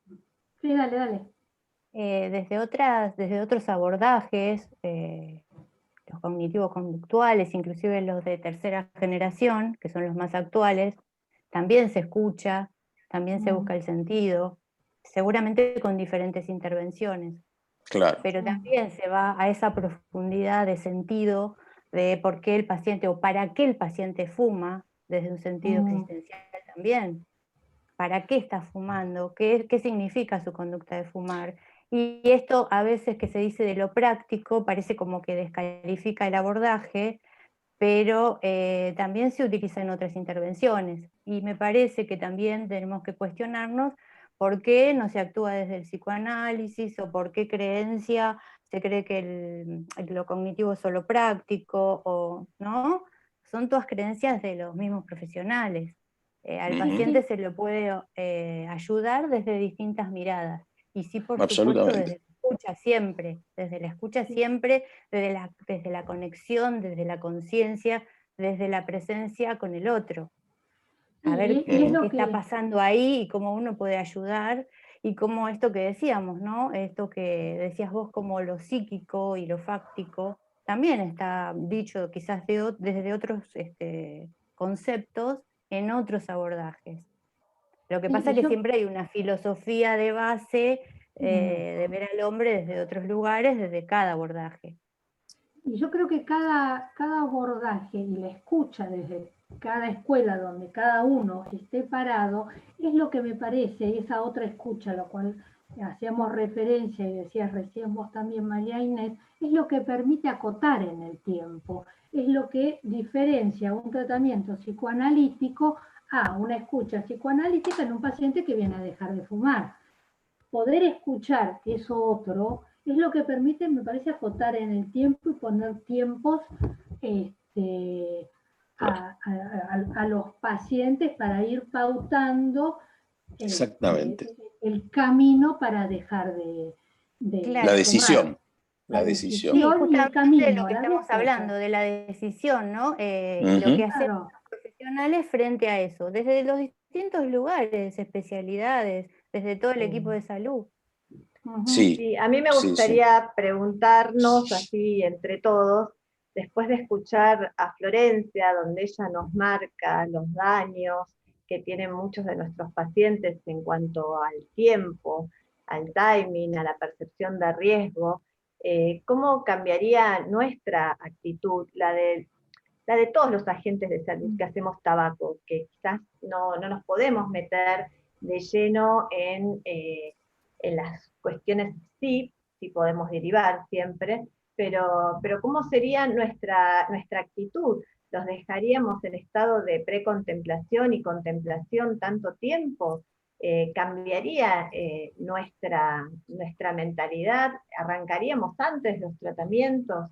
Esto me parece que es algo como para tomar, ¿no? Porque estoy totalmente de acuerdo, independientemente del abordaje con que cada uno se sienta cómodo, seguramente, de hecho hay estudios que demuestran que la mejor terapia es la que pueda hacer el vínculo del paciente con el terapeuta, o sea, de ahí parte el mejor tratamiento. Pero si nosotros, los que hacemos, independientemente de si somos kinesiólogos, odontólogos, obstetras, estamos tratando a pacientes fumadores y nos dicen que no quieren dejar o que creen que no es el momento, ¿qué vamos a hacer? ¿Los vamos a dejar ir o los mandamos igual a un tratamiento como a un diabético o un hipertenso? No sé, pregunto. No sé si alguien quiere tomar la posta. Sí, a mí me resulta un cambio de paradigma escuchar la Florencia en relación a las intervenciones que puedo hacer. ¿Cómo sería, María Inés? me resulta... No, las intervenciones que yo mencioné, que están orientadas a la toma de decisiones, son bien como neuropsicológicas, ¿no? Yo creo que hay que tomar como un abordaje más, ¿no? Global. Tener en cuenta esto, ¿no? De la toma de decisiones, con terapia cognitivo-conductual, con, bueno, la situación terapéutica es la parte de la empatía, porque esa también así. Creo que a mí, bueno, un poco también pensando esto, decía, claro, o sea, quizás necesitan también que le prestemos el lóbulo frontal, o sea, la voluntad de querer dejar de fumar yo creo que la tienen, pero podemos confiar en la capacidad de valorar los riesgos de la misma forma que la podemos valorar nosotros, de que el sujeto va a ir y decir, bueno, yo por ahí te llamo, la semana que viene vuelvo, déjame pensarlo, no es el momento, todas estas cosas que bueno, estábamos hablando, pero sí, obviamente, creo que es multidisciplinario. Desde la parte no farmacológica también. Y creo que también estaría bueno, tener en cuenta esto que hablamos de como este fenotipo cognitivo previo, porque a mí me hace pensar dentro de lo que es la neuropsicología, que quizás con pruebas de screening neuropsicológicas, uno puede darse cuenta, bueno, esta persona que me dice que quiere dejar de fumar, ¿está bien su toma de decisiones? ¿Cómo puedo saber esto? ¿No? Obviamente no lo vamos a poner en un resonador con un paradigma, pero digamos, hoy en día en neuropsicología no hay un test de toma de decisiones rápido para ser tomado, pero sí podría ser algo que podamos plantear, bueno, cómo saber si este paciente que tengo puede tomar una decisión por sí solo, o le tengo que prestar el lóbulo frontal también. Sí, cuando te escuchaba, Florencia, pensaba en estos pacientes que llegan con la urgencia de dejar de fumar. Es urgente, me pusieron 3 stents. Es urgente, me dijeron que tengo EPOC. Es urgente. Bueno, ¿usted cuánto hace que fuma? 45 años. Entonces, esta urgencia, ¿no? Nosotros, ¿cuándo nos vamos a tomar nuestra alarma? ¿Va a cambiar nuestra idea? Pues seguramente estos que llegan así, que llegan tarde al tratamiento, son los que tendrían mayor dificultad para tomar la decisión de dejar de fumar. Porque claramente hay muchos que lo logran solos. Hay muchos que vamos a acceder a ellos, pero hay un grupo que es un núcleo duro que me parece que nuestra actitud va a tener que cambiar. Bueno, justamente me parece que allí el abordaje psicoanalítico puede tener digamos, una palabra autorizada para esto, porque ¿por qué un sujeto, y esto obedece justamente a cada paciente, a la individualidad, obviamente, pero ¿por qué un sujeto que está en riesgo de morir sigue fumando? ¿Es simplemente una cuestión de dificultad de toma de decisiones o hay algo más que se está jugando en este paciente? Me parece que ahí justamente hay un campo propicio para, digamos, ampliar el campo de las neurociencias, no solamente a la parte cognitivo-conductual, sino a otro tipo de abordajes desde lo conductual o desde la conducta, que tiene que ver también con el psicoanálisis y otras, indiscutiblemente. Me parece también que... perdón, Gaby. No. Seguí. Me parece que esto nos plantea en la acción diaria, que nosotros venimos muy marcados con la historia de definir con el paciente el día D para dejar de fumar, y eso implica un compromiso del paciente, incluso la farmacología, cuando se fue presentando ella también en relación a ese famoso día D, y eso ha ido cambiando con el tiempo, ¿no? Entonces nos hemos tenido que actualizar porque a veces viene y está en la urgencia, como decía Julieta, porque ya se infartó o porque tiene una operación, una cirugía pronta o lo que sea, y nos hace replantear esto de la reducción de daño, ¿no? Que en tabaco a veces hay un grupo que está de acuerdo y otro que no. Pero básicamente, aún en las últimas revistas, digamos, y artículos de POC, se habla concretamente de los tabaquistas severos, en donde podemos actuar. No están dispuestos a dejar de fumar, no están dispuestos a marcar un día D, no tienen la decisión, y sin embargo, ¿cuál sería nuestro lugar en esos pacientes en donde urge, desde el punto de vista clínico y orgánico, que deben bajar por lo menos la cantidad?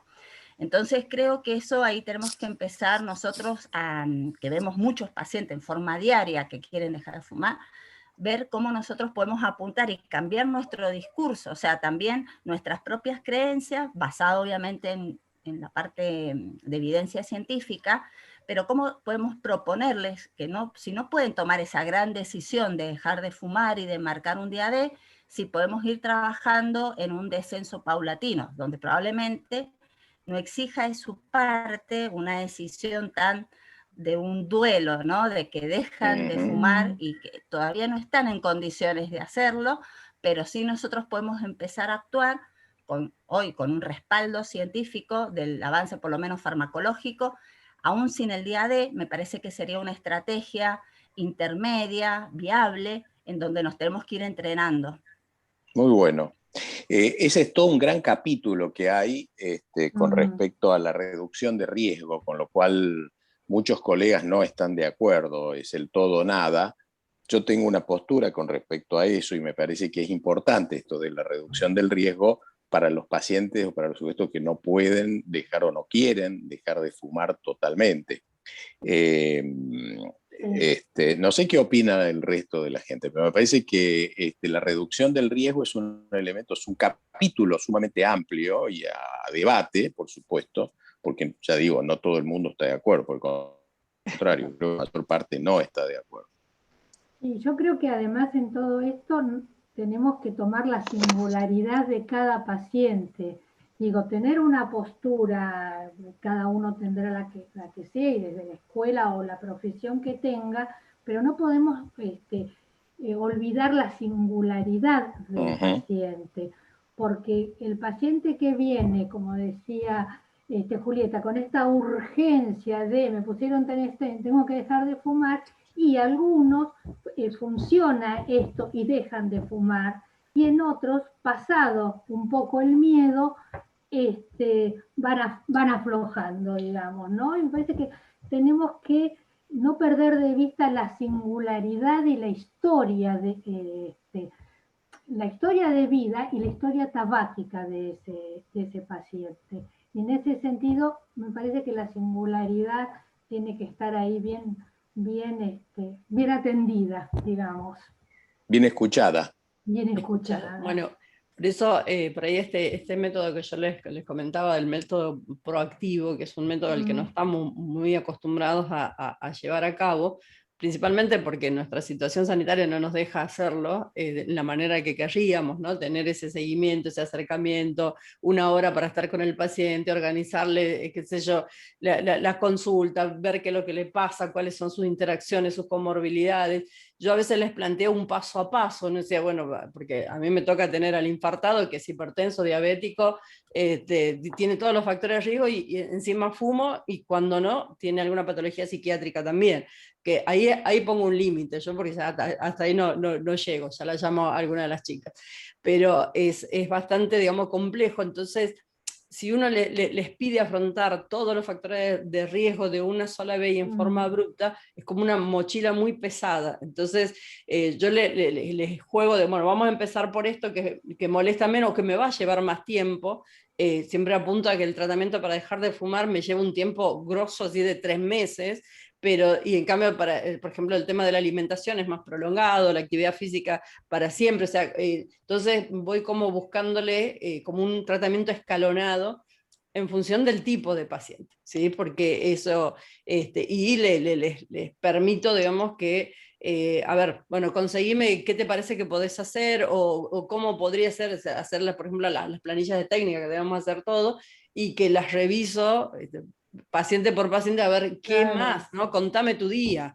Y cuando me cuenta su día, bueno, voy metiéndole cosas ahí y encuentro muchas herramientas, y de ahí se dan cuenta, ¿no? O hablame. Algunos piensan que soy psicóloga de mis pacientes, que dije, bueno, voy a estudiar psicología para hacerle honor, pero porque de saber a qué lo asociaron en su vida, ¿no? O sea, yo tengo así como un ejemplo que fue el que me marcó a mí, una señora que yo logré que deje de fumar después de un tratamiento, y lloraba, se deprimió, lloraba un montón. Entonces un día me dice que ella no lloraba desde que murió mi marido. Y le digo yo, ¿cuánto hace que murió tu marido? Y ella me respondió, el día que empecé a fumar. Y fue como, dije, wow, cuántas cosas lleva esto detrás, ¿no? Y a veces esa búsqueda te lleva mucho tiempo. Y yo creo que también ahí está la otra parte de nosotros los profesionales, que no disponemos de ese tiempo porque el sistema de salud no nos permite.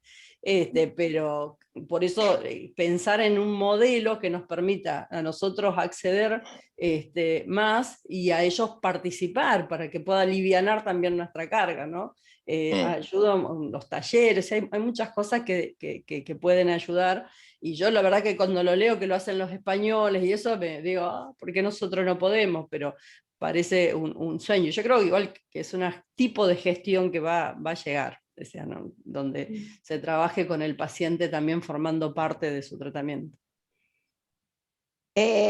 Bueno, yo quería decirles algo, primero felicitarlos a todos, la verdad que excelente las ponencias, me encantó el debate que hicieron de las distintas posturas, los estaba escuchando atentamente.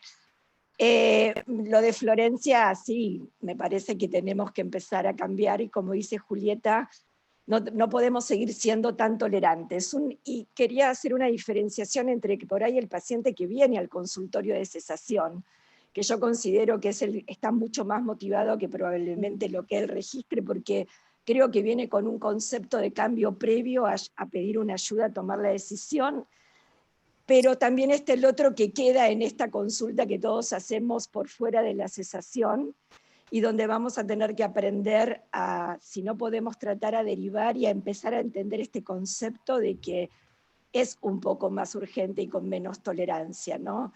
Porque cuando esté preparado, porque el ejemplo de la embarazada llega con EPOC a los 60 años y tuvo 3 intentos previos espontáneos en su cesación con los embarazos. Nadie la captó, nadie la enganchó, no pudimos hacer mucho por eso. Y en relación a lo que dice Florencia de la inhibición de daño, yo encuentro que muchas veces los pacientes se sorprenden. Todo esto puede pasar con el fumar, no hay una percepción de daño todavía, a pesar de que creemos que la motivación, y considero que tiene que ser desde lo positivo, no hay una percepción de daño.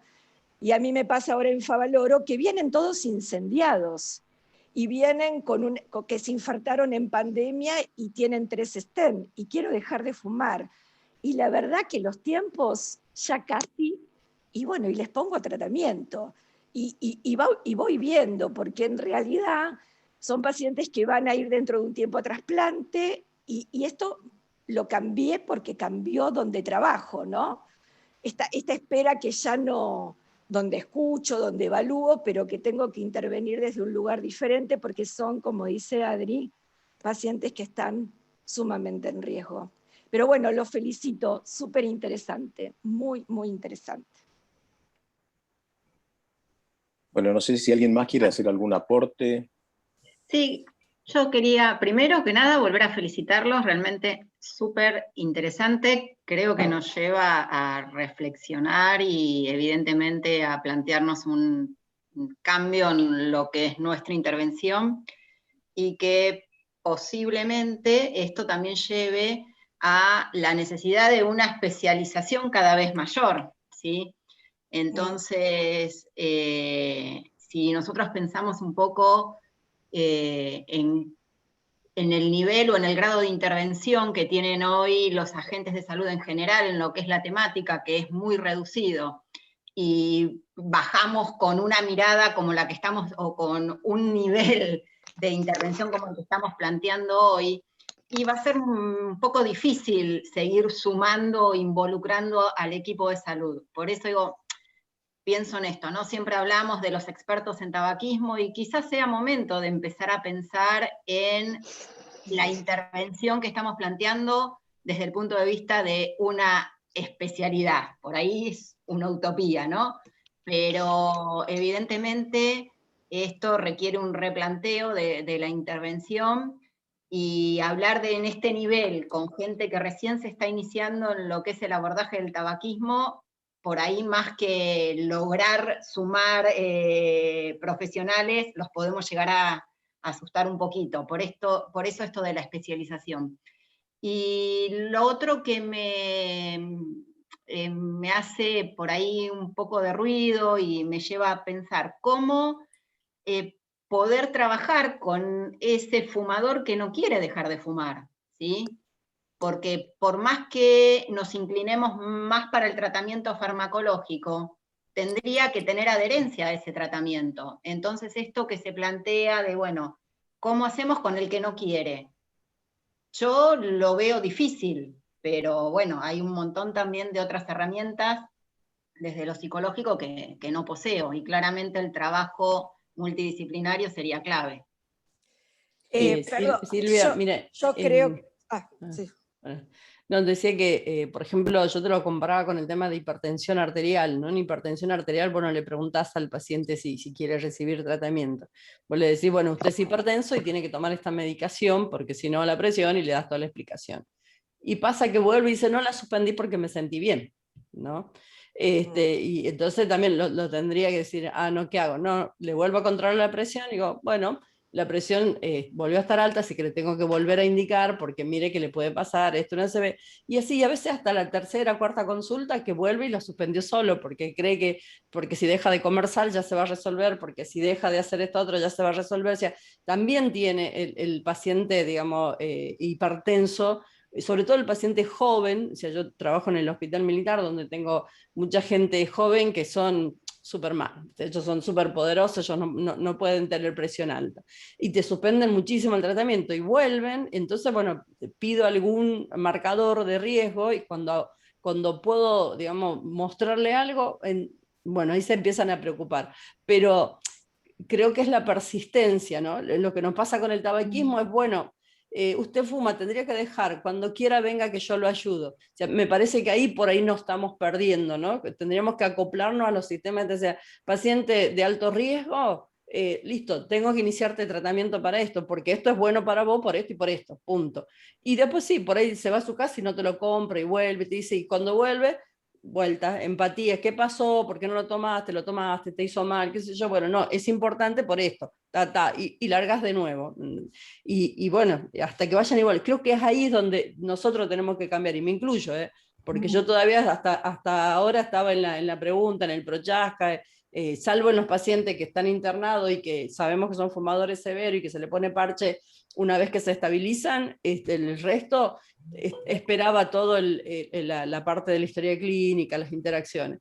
Pero creo que esto, digamos, me dio esa como tranquilidad, digamos, de saber que el otro necesita y tengo que hacer algo, tengo que ir por más. Sí, no hay que olvidarse que este 20% de prevalencia que nos queda de tabaquismo en Argentina es lo que llamamos el núcleo duro, con lo cual se hace cada vez más difícil el abordaje terapéutico de estos pacientes. Con lo cual me parece que justamente hablando de paradigmas o nuevos paradigmas, habría que ampliar un poco el horizonte del abordaje terapéutico. Por eso digo que si el aporte farmacológico, la terapia cognitivo-conductual no le dan resultados a los pacientes o a algún grupo de pacientes o a algún paciente, tendríamos que plantearnos la posibilidad de otro tipo de abordaje terapéutico.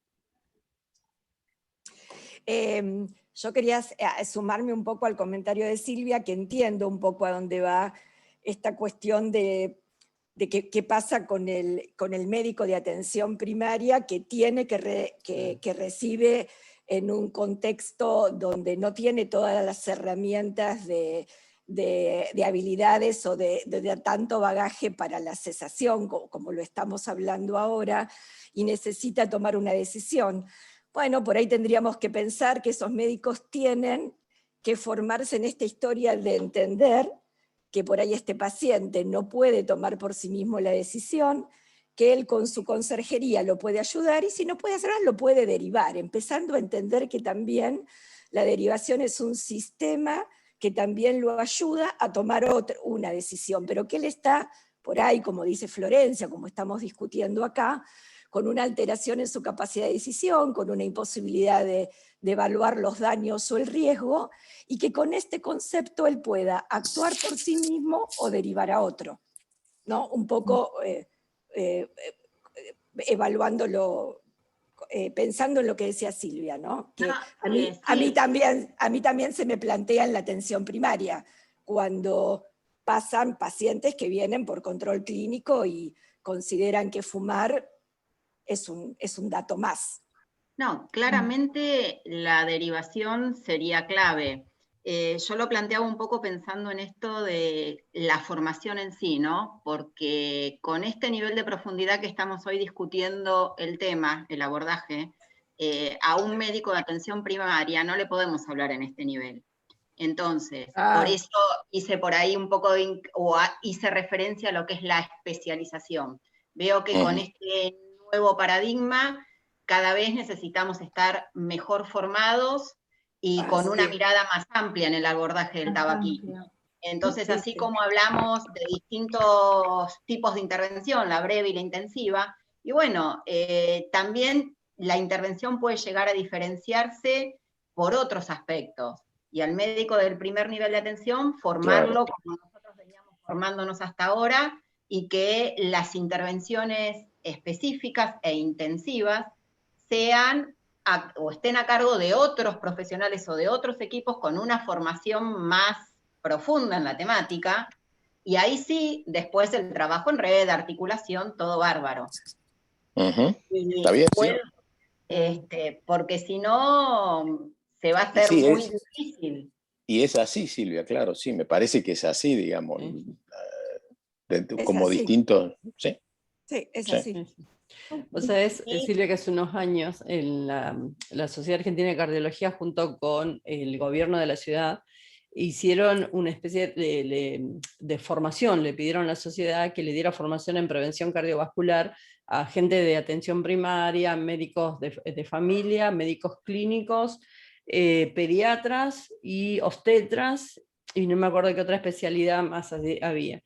Y a mí se me ocurrió hacer al primer día una encuesta de si sabía algo de factores de riesgo, de si le interesaba o no, y eran todo un malestar. Era como que tenían que ir porque si no, no les daban los puntos, o sea, los obligaban a ir desde los diferentes hospitales a hacer eso.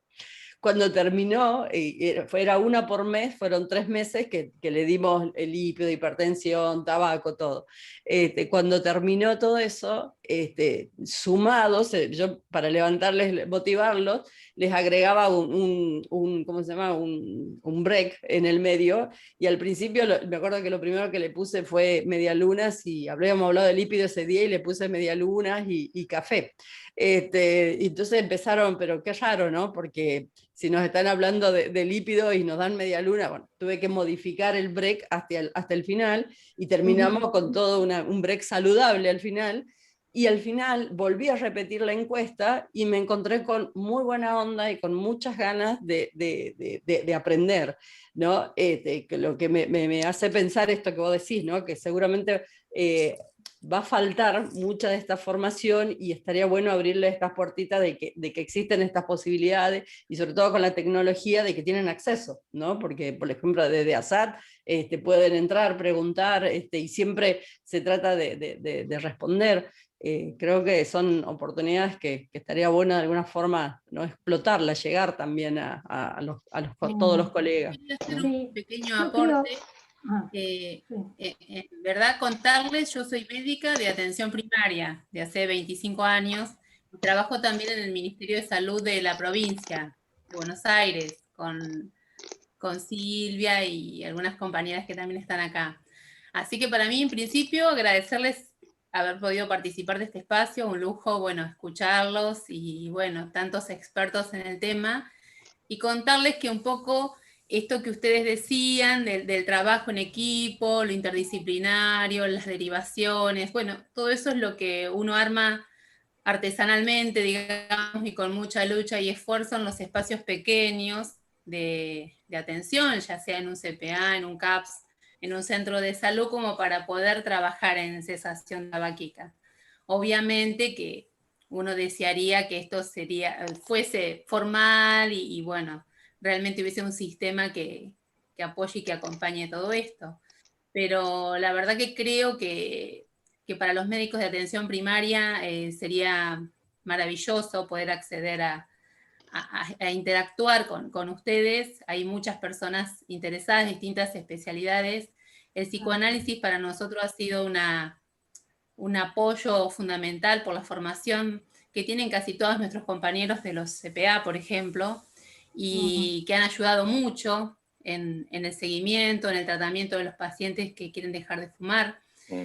Así que bueno, hay algunas cosas que han sido probadas por ahí porque era el único recurso que existía en el lugar y nos hemos podido ayornar para poder también hacer un seguimiento, un acompañamiento. Esto que decían hoy algunas de las disertantes, que cuando uno no puede, puede al otro. Esto de saber por dónde podemos ayudarle al paciente, si es mi disciplina, si es la medicina, si es el psicólogo, el trabajador social, quién acompaña de mejor manera a tal paciente, ¿no? Esto de que sea individual, ¿no? La mirada y poder dentro del equipo también saber quién es el que mejor lo puede acompañar. Realmente por eso agradezco y bueno, ojalá esto pueda llegar de alguna manera a toda la gente que trabaja en atención primaria. Muchas gracias.